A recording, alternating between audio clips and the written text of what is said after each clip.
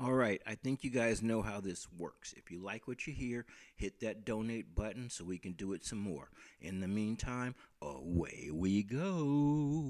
Y'all niggas out there listen to other niggas, y'all done fairly figured out them motherfuckers ain't nothing but doorstops and sugar, huh?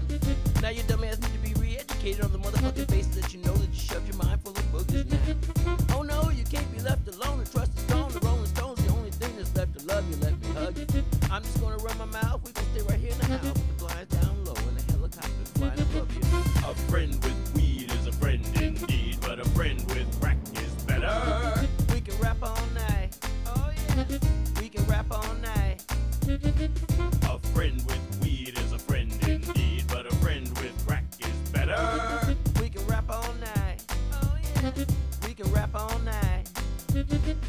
You heard it. We can rap all night. It is midnight on January 17th. I am your host, the Crack MC. This is the Macho Response Podcast. And the first question most people have is the response to what? And I will make that clear. The response to all the bullshit that we have to live with in this country. This country being the United States, for those of you who are listening from other countries. In the United States, we are in a desperate struggle to figure out what's what. And we're doing a terrible job of it. A terrible, terrible job. I mean, right now, our biggest alternative voices are people like Joe Rogan and Bill Maher, who are just basically taking us down a road where all we have promised to us is even more bullshit. Keep in mind that when I say bullshit, I mean it the same way Harry G. Frankfurt means in his small tome on bullshit. I'll put a link for you guys to find it. But I mean it the same way that he does in his book. Bullshit. We are just being deceived. And deceived by people who don't care if they're telling us the truth or not. It's just not an issue. The point is to keep the attention on them. What I'm bringing you is a lot closer to what Cat Williams was doing when he visited Club Shay Shay not too long ago. You know, I was deeply moved when he reminded everyone that he used to walk down Manchester and Western in Los Angeles pushing a baby buggy with a gun in it. Why would that affect me? Because that's where I'm from. That's where I'm from. That's my neighborhood that he was describing. A place where you push a baby buggy down the street with a gun in it. I grew up on 78th and Western. Manchester and Western isn't far. You know, remember the Rodney King riots when Rodney King got, Reginald Denny got a brick upside his head? When that white guy got that brick upside his head on Florence and Western. Well, Florence and Western and Manchester and Western are the two big streets that are the borders to where to the area I grew up in. And so if you can just get a picture of that place in your head, then you know what you know who you're talking to, and you know what I mean by bullshit or cutting through the bullshit. This podcast is a real nigga talking about real shit to hopefully other real niggas out there, or people who want to be real. And that's it. Now, let's carry on. How are hours of Joe Rogan talking to Eddie Bravo about conspiracy theories helping anyone? I checked out Joe Rogan's podcast the other day because it was Martin Luther King Day. And I went on YouTube to look at all the clips that he had there about Martin Luther King. Every one of them was about Martin Luther King being killed. MK Ultra, who assassinated him. And I don't really care at this point. I mean, mind you, I'm not saying I don't care who killed Martin Luther King. What I mean is, we have real things about Martin Luther King to talk about that we're just completely avoiding. His own biographer says that he doesn't recognize Martin Luther King anymore after all the information that he's found out about him. And yet, we're still being fed the same picture of Martin Luther King that I was getting when I was a little kid. What is this information that we're totally avoiding? It's that Martin Luther King used to orchestrate rapes of his female congregants. Why is no one talking about that? Why are we still acting like this man was a saint? I mean, it makes no sense to me whatsoever, and it blocks our capacity to move forward in this country because we're not talking about reality. If we were talking about reality, we would be talking about preachers taking advantage of people, but we're not talking about that. We are doing our best to ensure that these people, these charlatans who sell spirituality, are able to continue to go on selling this bullshit to the public. That's it. It's like with Bill Clinton. We are not talking about the real issues surrounding Bill Clinton. You think about most of the articles that you've seen about Bill Clinton over the last few years. I guarantee you most of them are about him and Monica. The only consensual relationship that we can point to, or at least one of the few. He did get with Jennifer Flowers, and we didn't really dig into that at all. But Monica, that's what they talk about constantly. The fact that he has 3 rape victims out there.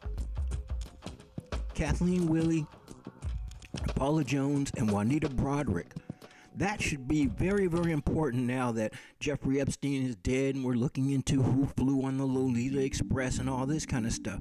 But they're hardly talking about it. They want to talk about Monica for some reason, like she's important to this story. It doesn't make any sense. We're being diverted from talking about what's real to continue to shovel bullshit under the guise that we're being enlightened. I remember Joe Rogan when he was first started, wanted the world to know he did stand-up. What did he get on stage and say every day? I'm an idiot. I'm an idiot. That's what he told us over and over again. How does he become the voice of reason in this world? How is it that a man can stand on stage, scream, I'm an idiot, over and over again, and everybody looks to him to tell you what's what? I don't understand it at all. And this isn't an attack on Joe Rogan. I like Joe Rogan. I listen to his podcast. But I'm not deceived into thinking that what I'm listening to is brilliant thought. I'm just not. Even if sometimes he talks to brilliant people, I'm not fooled. Because talking to a brilliant person about who killed MLK when you're not talking to MLK's biographer about who MLK really was, something we know, not something we're speculating on, not a conspiracy theory that we're trying to unravel for fun, but something that we actually know about the man. No one's talking about it whatsoever.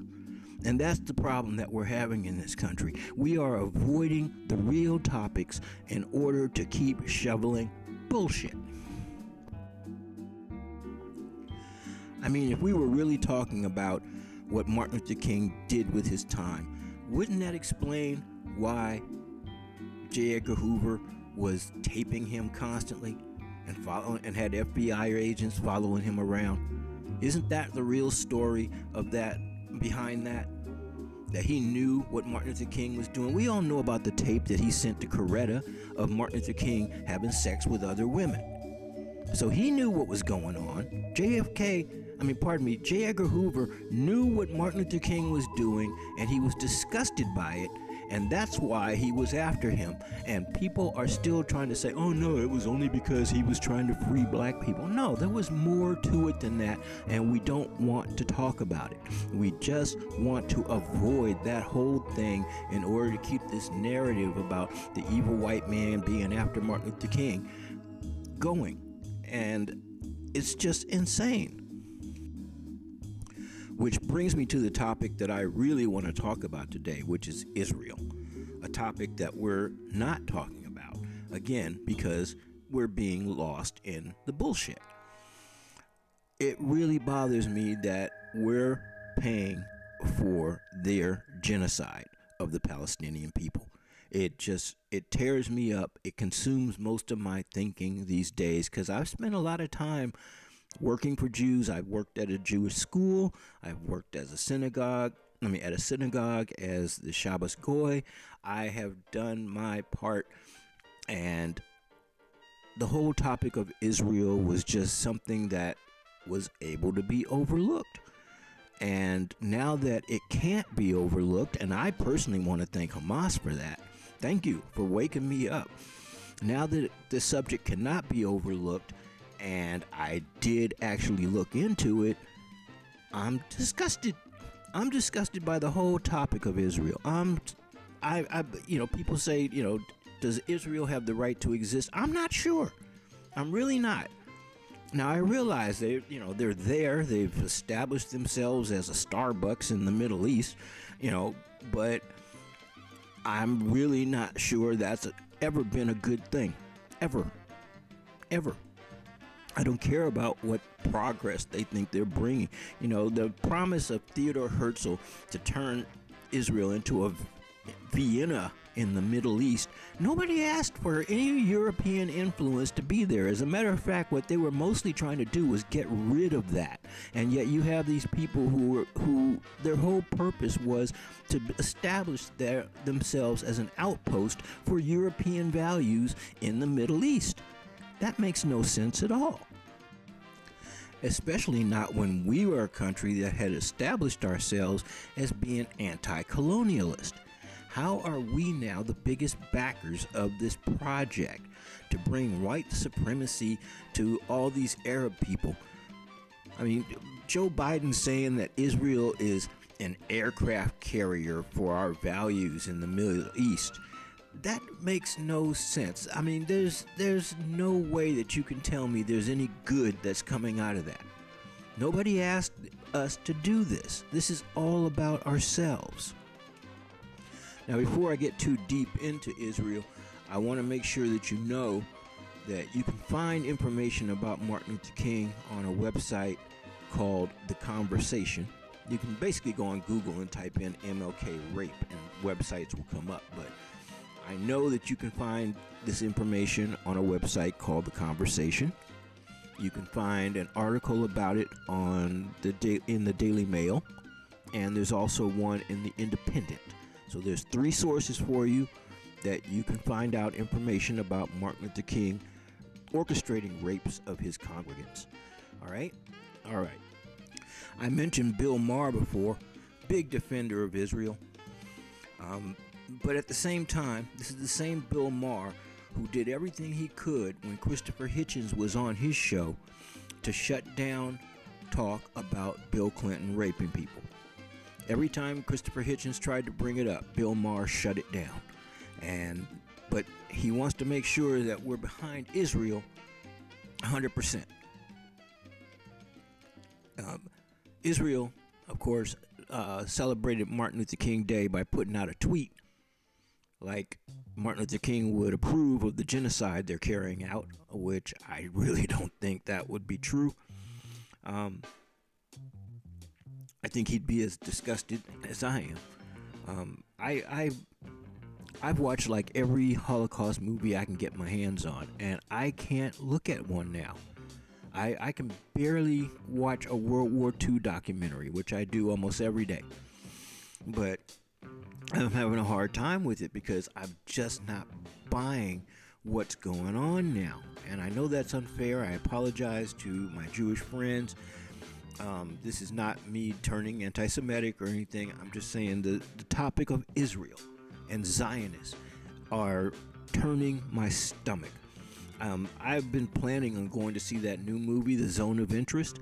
I can't do it now. I can't do it because the similarities to what's going on now are too close.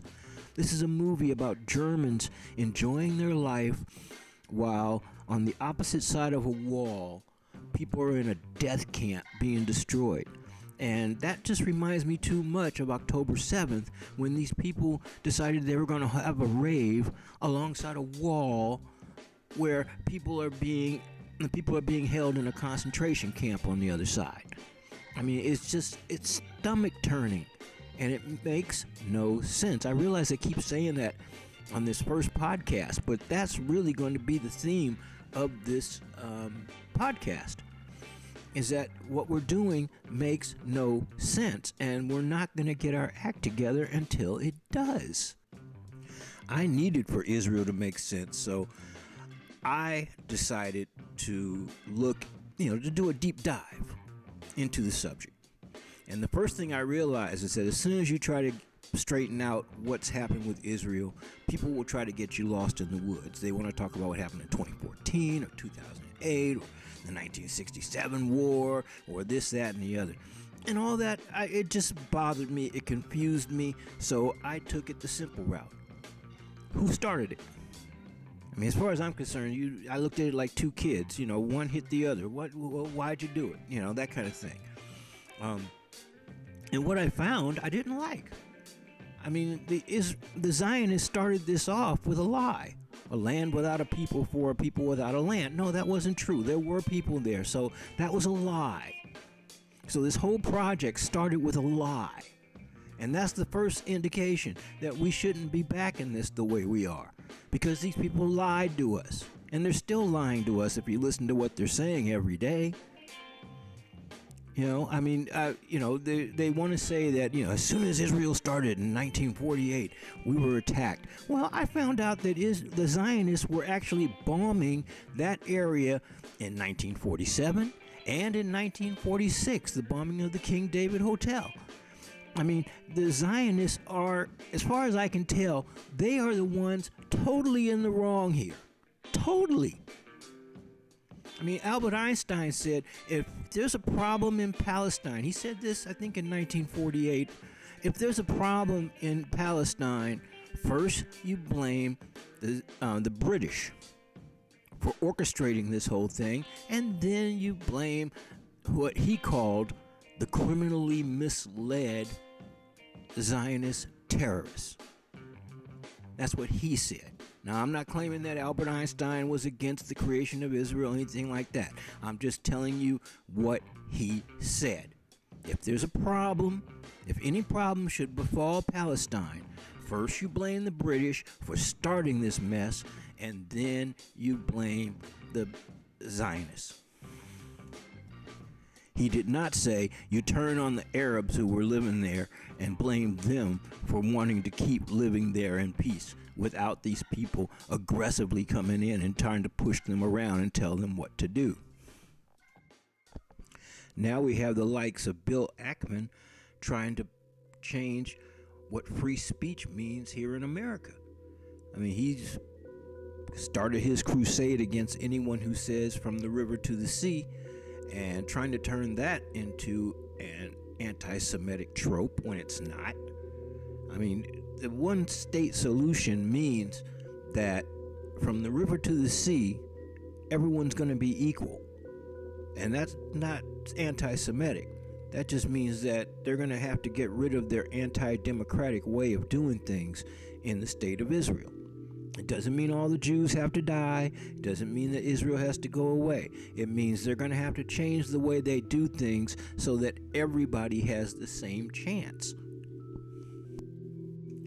It's purely poetic justice that South Africa has gotten on them for genocide, since South Africa knows what living under apartheid is like. And there's nothing much that Israel can do, because they know what they've done. I mean, I'm listening to them stammering all over the place now and accusing everyone of being anti-Semitic when they know that, South Africa has them by the balls.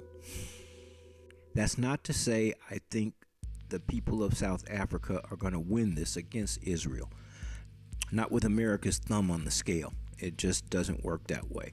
This is a dishonest charade we see going on, and it's going to play out just the way the United States wants, I think, unless somebody comes to their senses very, very quickly and decides that they are actually going to stand up for justice, as opposed to trying to keep the white supremacist Vienna in the Middle East aircraft carrier going.